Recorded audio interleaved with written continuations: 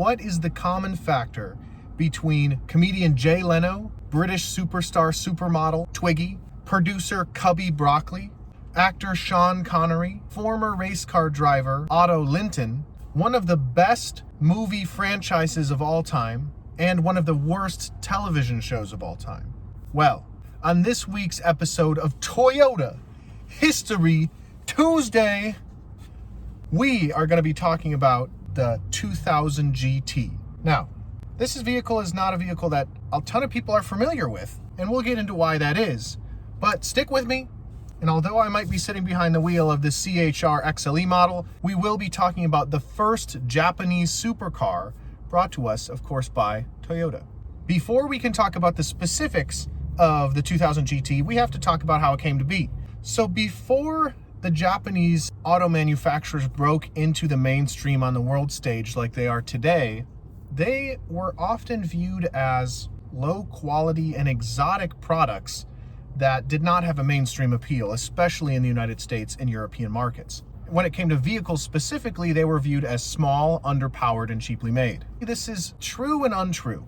Although it wasn't necessarily cheaply made, the Japanese auto manufacturers were not focusing on performance due to regulations, tax rules, and other things like that. Japanese automakers had to kind of jump and dodge regulations, so they weren't focusing on making the most powerful car in the world. They often were focusing on size and the size of the engine as well. So a lot of Japanese cars, especially at the time, were considered to be underpowered and small. A great example of this will be Toyota's first sports car. Their first sports car is considered to be a vehicle known as the Toyota Sports 800. It had a really sporty style, and it was premiered at the 1962 Tokyo Motor Show. Production would start in 1965, and some of the specs include a cute 44 horsepower. It had a max speed of 96 miles an hour, and it went 0 to 60 miles an hour in 13 seconds. Sports cars from Europe and the United States at the time were 6 to 8 times more powerful in the horsepower department and could be as much as twice as fast in the 0 to 60 department, including that they also had a 20 to 30 mile per hour top speed, exceeding the 96 miles an hour that the Sports 800 was capable of. So this vehicle, as you can tell by the specs, although it looks very sporty, was not designed with the idea of being an overly performance-centered vehicle. The style and the look was really what they were going for as their first sports car. But that was about to change, because in 1963, Japan would have its first Grand Prix. And this Grand Prix really inspired Japanese automakers to focus more on performance. So Toyota had an existing contract with Kanto Auto Works that they used to manufacture the Toyota Sports 800 model. But in 1964, an opportunity arose that was very good luck for Toyota and would lead to this upcoming vehicle. Nissan and Yamaha, which were contracted together to make some of Nissan's performance models, they just weren't getting along, and a breakup was going to take place. Yamaha saw the writing on the wall, but they were left with a problem. They were manufacturing a prototype vehicle that they internally called the A550X. And this had a lot of performance focus to it. It had a lot of research to it. It was an investment in manpower hours and prototyping. So they didn't want it to be a page one rewrite just because Nissan said no. And Yamaha approached Toyota.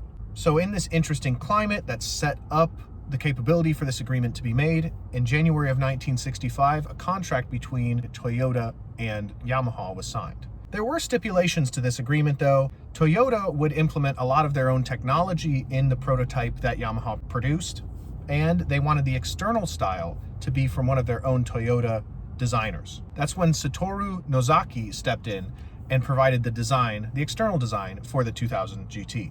In summer of 1965, Yamaha presented its prototype vehicle, now called the 280AI, to Toyota.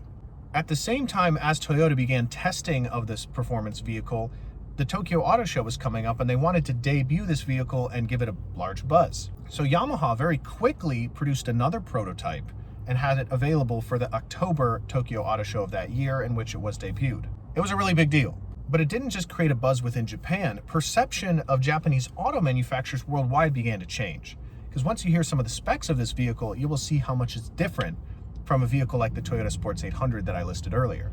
Road and Track magazine would describe it, quote, one of the most exciting and enjoyable cars we've driven, and compared it favorably to the Porsche 911, a dynamo that still exists to this day. So the specs of this vehicle, and I want you to kind of remember and compare it to the Toyota Sports 800 specs that I listed earlier. It was a front-engine, rear-wheel drive, two-seat hardtop coupe fastback. Now, all of those mean different things, but basically what that meant was it was a two-seater, hardtop, two-door design where the back of the car slumped down to the finish. There wasn't like a sedan-style model that was a three-box. The engine was a longitudinally mounted straight six engine, meaning it was a six-cylinder engine where all of the cylinders were straight across. Another reason that this was chosen was that straight six engines were known to be very smooth in transitions and shifting gears. Speaking of gears, this was a 5-speed manual transmission where most vehicles in Japan at the time were barely 4. A first for all Japanese auto manufacturers, the 2000 GT came standard with disc brakes and a limited slip differential. It hit roughly 150 horsepower at 6,600 RPMs. It had a top speed of around 135 miles per hour, and it could go 0 to 60 in 10 seconds. It was only 45.7 inches tall, and it was a hard top, so it was a very small vehicle. Me being 6 foot 8 inches tall would certainly not fit in this vehicle, and we will see how restrictive the size was a little bit later, but this was built to Japanese standards at the time. It was being sold domestically for about $6,800. Of course, that's changing from the yen to American dollar, which is about $53,000 today. Now, that is pretty common for a sports car of today, but if you were to try to purchase this vehicle domestically in the United States, because of tariffs, rules, and shipping costs, it was closer to $9,800, which could push you towards $75,000 in today's money. And this is being debuted at the same time the Toyota Sports 800 is entering production. And you can really seeing that the horsepower is almost 4 times, and similar comparisons like that this design and the purpose of this vehicle was entirely different than the idea behind the Toyota Sports 800. 1966 would be a great year for the 2000 GT as the publicity and buzz around it would continue to flourish. It took third in the Tokyo Grand Prix, but where the 2000 GT really showed its true capabilities was in endurance racing, combining Toyota's reliability and longevity and the performance of this vehicle. It won the Suzuki 1,000-kilometer race. It set 13 FIA world records for speed and endurance in the 72-hour test at Yatabe racetrack. At the same time, the Toyota 2000 GT was making a buzz abroad. It was appearing in publications for car enthusiasts worldwide. It's likely in February of 1966, in the British magazine Car, that producer Albert Cubby Broccoli would have read about the 2000 GT. Albert Cubby Broccoli was working on his next film in a very, very famous film franchise known as the 007 or James Bond movies. At the time, Albert Cubby Broccoli was working on producing a Japan-based James Bond movie titled You Only Live Twice. It would star Sean Connery, in my opinion, controversially, the best James Bond, and wanting the local flavor and to embrace the Japanese culture and show it in this movie, Cubby, or Mr. Broccoli, decided that having this new Japanese supercar appear in the movie would be excellent as a Bond car instead of one of the standard Aston Martins. So, Eon Productions and Albert Broccoli reached out to Toyota to see if they could get a hands on it and sign a contract for it to appear in the movie. Hey, Mr. Toyota, you're speaking to Albert Broccoli over here. Yes, I do go great with cheese. I was wondering if I could get one of those 2000 GTs for our new movie. The thing is that in Japan, 007 was a really huge deal. So Toyota, debuting this new vehicle with this new focus on performance, this is an excellent opportunity for them to get recognition on the world stage and actually get more respect for Japanese auto manufacturers as a whole. So Toyota agreed. They sent 2 white 2000 GTs to Eon Productions all the way over in the United Kingdom, and they were looking forward to having their vehicles appear in this 007 film. So the 2000 GTs arrive in Britain at Eon Productions, but there are 2 problems that are immediately realized. The first, as I mentioned earlier, was the size of the vehicle. Built to Japanese standard, this was not an issue domestically, but it would be with 6'2" Sean Connery appearing as the star of the film. He didn't fit. He didn't fit at all. Not only that, Eon Productions wanted internal shots of the car to have an increased focus on gadgetry to be included, and they wouldn't be able to fit the film equipment in the car to take internal shots if the vehicle was as small as it was. That was the first problem. Funnily enough, and it's funny to read this in 2020, the technology they wanted to include was provided by Sony and included things like a VCR and a television, closed-circuit television, and things like that. They actually couldn't even use those vehicles for touring and promotion of the film because Sean Connery couldn't fit in them and therefore couldn't be used as a promotional tour item. So the production company decided to see if they could alter the vehicle to make a convertible version. And as they tried, they found that they were not going to be able to do this themselves. So they reached back out to Toyota. Toyota, it's broccoli again. Yes, I am high in vitamin C. Can you make it so actor Sean Connery can fit in the 2000 GT? Within 2 weeks, Toyota Manufacturing was able to alter 2 of these coupe models to full Spider convertible top 2000 GTs specifically for the film. Manufactured by Toyota, these are the only ever convertible 2000 GTs that they manufactured. There was aftermarket modifications, but these are the only technically stock convertible 2000 GTs that would ever be made. And within 2 weeks, both beautiful white convertible 2000 GTs were sent over to Eon Productions, and things would continue from there. But of course, I mentioned there were 2 problems. The other problem was Bond girl and co-star Akiko Wababayashi didn't know how to drive.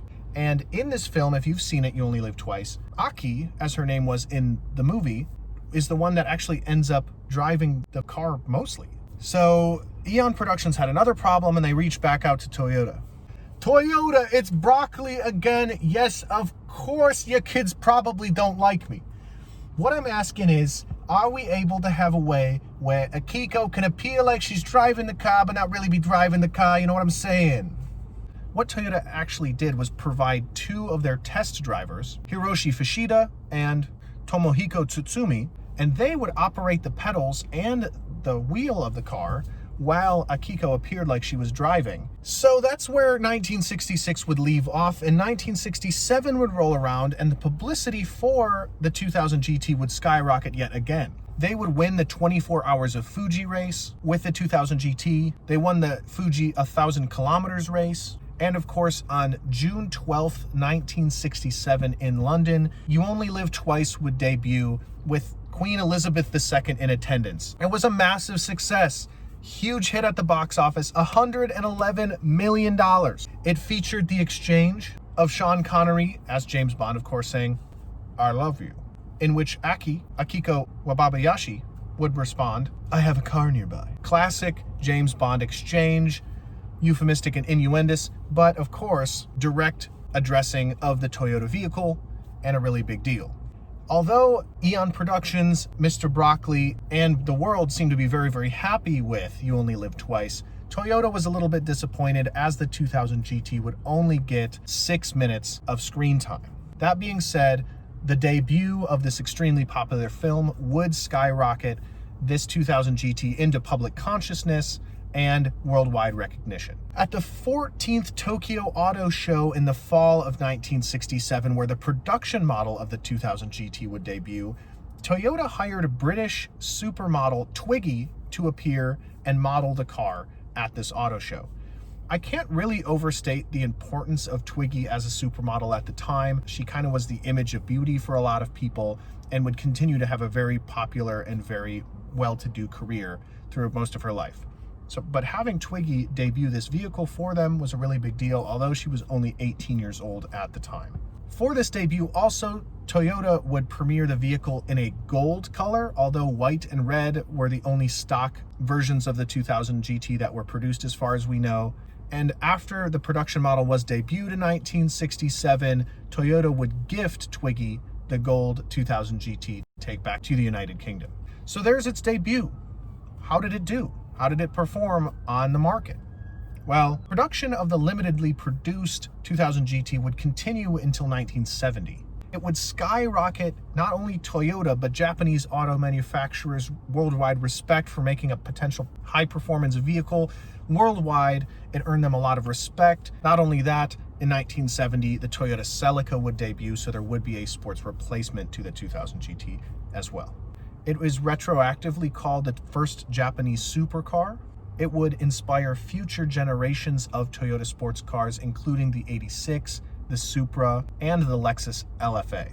The current Bond actor, Daniel Craig, of course, would vote the 2000 GT as his favorite Bond car, but all of that being said, the car itself didn't sell very well due to its high price and it actually performing not as well as things like the Corvette or especially the Ferrari, which was the fastest car in 1967. It's not viewed that the 2000 GT was a profit earner.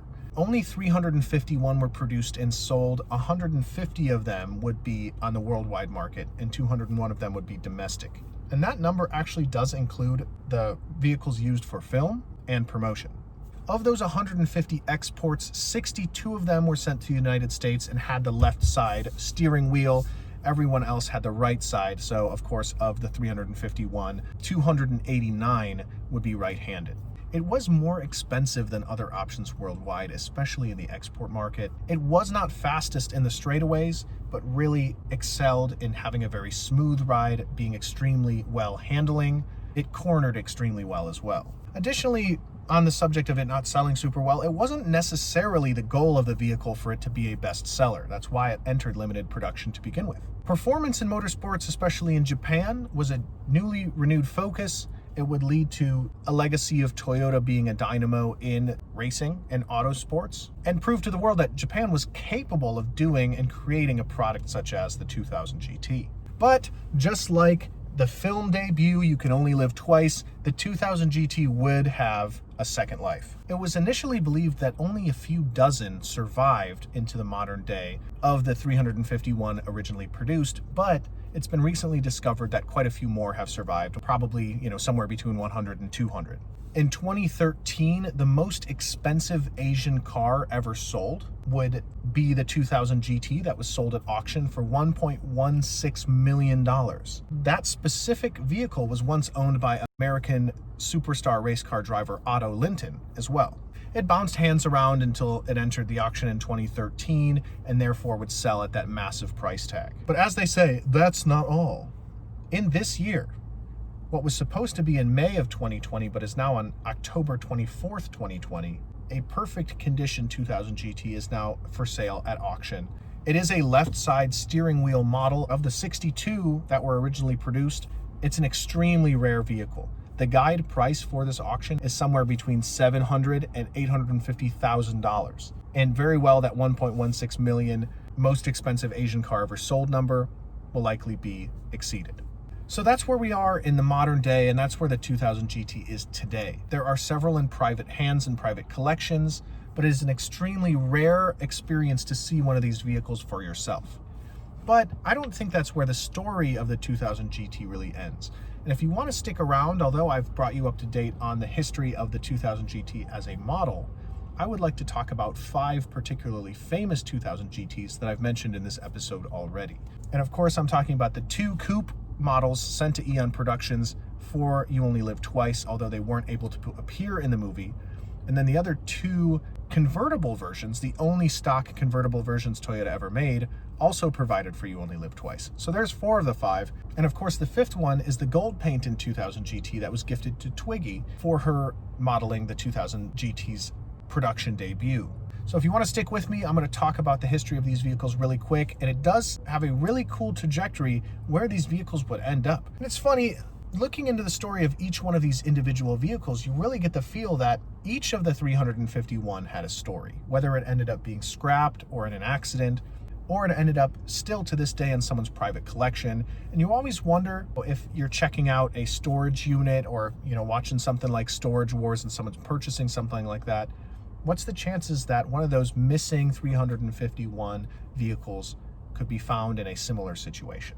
So the first 2 I want to talk about are the coupe versions that were never able to really see public eye, sent to Eon Productions, not able to be used for promotion or touring. Well, they started off by just sitting at the production company really without a purpose. They were owned by Eon Productions, but they didn't have a use. So Eon production designer and art director Sid Kane purchased one of them, which had its steering wheel on the right side. There would be one that had the steering wheel on the right side and one that had the steering wheel on the left side.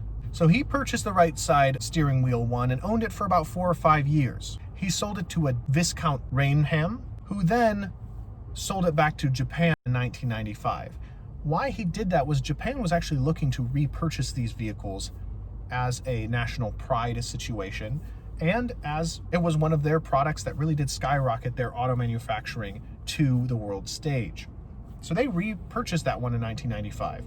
And we'll find out that they'll repurchase the left-handed one as well. It was originally purchased by a William Atwell that was sold to a Sheffield collector in 1976, and then eventually Japan would buy it back in 1995. So that's what happened to the two coupe versions, and they're in Japan to this day, from everybody's understanding. But more interestingly, let's get to the two convertible versions, the ones that you actually see in the film. Now there are two.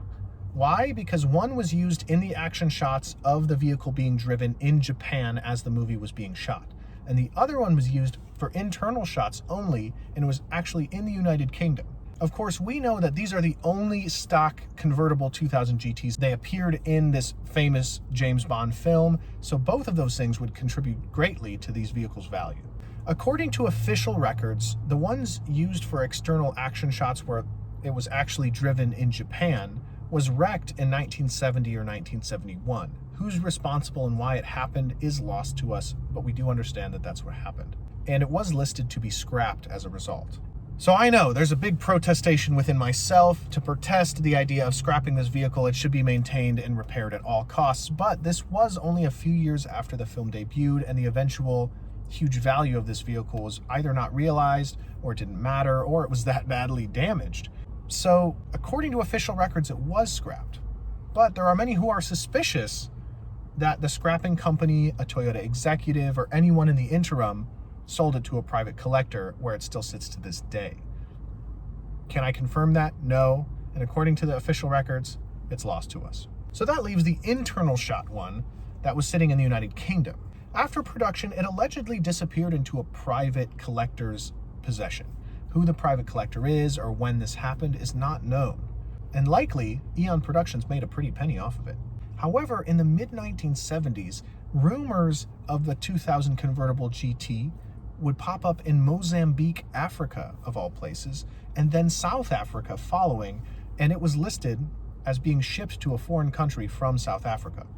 Very interesting. Why it was there and whose possession it belonged to, we don't quite know, but it was lost again after exiting South Africa. But what we do know for sure, whether or not it was in Africa, is that the actual model popped up in 1977 in Hawaii, United States of America, of all places.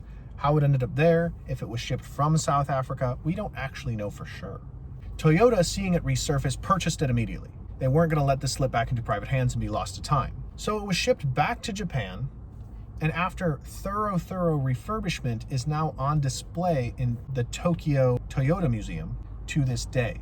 And it is listed as one of their most valuable and most treasured exhibits in the entire museum. Allegedly, they won't sell it for any price. Peter Nelson, owner of the museum Cars of the Stars and James Bond collector, tried to purchase it from Toyota, in which they refused. Interestingly, he then switched his focus into making a completely lifelike replica of the vehicle used in the film for his exhibits, in which he even reached out to Eon Productions, who sent him the original control panel of the vehicle for internal shots, which still existed. So even the Cars of the Stars Museum has a little bit of the real vehicle in their replica. Amazingly, in 2012, there's a YouTube video of it. You can go check it out. Jay Leno, comedian, American comedian, was given permission to drive the convertible 2000 GT from the Toyota Museum in Tokyo and did a YouTube video about it. He drives it in and around a parking lot. It's in a very safe environment, but the car still drives. It's still extremely clean, luxurious, and he described what the experience of driving it was like. Of course, it's manual. The steering wheel is on the right side, but even Jay Leno, who's shorter than Sean Connery, has his knees smashed up against the dashboard. So the vehicle, even for him, who's a little bit more, let's say, normal sized than Sean Connery, had some serious problem fitting in it, but he did compliment the handling and the smoothness of the vehicle. So that's where the convertible 2000 GT used in You Only Live Twice ended up. Unfortunately, the other one was lost. So that takes us to the fifth and final individual 2000 GT story, which was the gold one owned by Twiggy. So it was shipped to her in 1968. Although it is believed that she wasn't able to drive at the time, as she was 18 years old, so boyfriend and manager Justin de Villeneuve drove it for her, and there are photographs of this taking place. Weirdly though, later that same year, it would appear on a television show that was shot in the United Kingdom, but it was an American-based television show, and it was called The Ugliest Girl in Town. This television show involved a man who fell in love with a British model. Completely separately to that fact, in order to help his brother do a photo shoot, he would dress up as a hippie and take photographs that were sent to a modeling agency in the United Kingdom. The modeling agency apparently liked the photographs so much that they wanted to hire the man, thinking that he was a woman. So, in order to go to the United Kingdom and spend more time with his British love supermodel lady, he agrees to go to the United Kingdom, represent himself as a woman and a model, and hijinks would ensue, etc. If you don't think that's that great of a premise, I would agree with you, and it seems that the public would agree with you too. It only lasted for several months, from September of '68 to January of '69. Only 20 episodes were shot, and 3 of those 20 weren't even aired, and it is listed as 18 of the top 50 worst television shows of all time by TV Guide. That being said, the 2000 GT would appear in the show as the vehicle driven by this man who was representing himself as a female model. It would have psychedelic symbols painted on the side and was used, although it wasn't the only 2000 GT used for the show. It is not known whether or not Twiggy sold her vehicle to the television show, or she lent it to them, or what happened, as the vehicle does kind of go missing in action following the shooting of the show, and it's not known if it went back to Twiggy's collection or if it was sold elsewhere or just sat in a production storage facility as a following of the show being canceled. Eventually, after around 2 decades, the vehicle would pop up again. Toyota USA, having heard that it's the same model number that was given to Twiggy, purchased it immediately. This is Toyota USA, of course. It was discovered that this vehicle was in a bad way. Not only had it suffered body damage, it was the victim of an engine fire at one point. It was painted a shade of Ferrari red rather than the Toyota red that it was meant to be painted, and the defects that were in the vehicle were filled with body filler just to give a quick fix to make it look like the vehicle was okay, most likely for production. So a little bit of a travesty there, but meticulous restoration was done. And that vehicle, once owned by Twiggy, then appeared on one of the worst television shows of all time, now sits at the Toyota USA Museum in California. So that concludes our final individual story of one of those notable 2000 GTs. So keep in mind that if you discover one of these vehicles, or find out that you accidentally own one, or are digging in your backyard and you find a buried 2000 GT there, you may be sitting on around $1 million.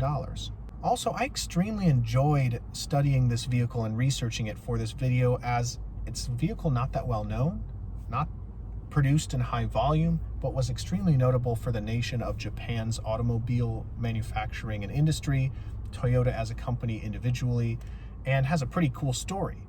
Not only that, only being produced for 3 years, most people, if they see it, don't even know what it is. Also, that being said, when it comes to these videos, I attempt and try pretty hard to make them as concise as possible and try to make them shorter. This is not exactly true for this video, but I want to thank you so much for watching. My name is Mitchell. I'm sitting here at Fred Haas Toyota Country in the CHR XLE model. I really hope you appreciate and enjoyed this video. Give us a like or a comment. We're looking forward to seeing you in the next video. Thanks a lot.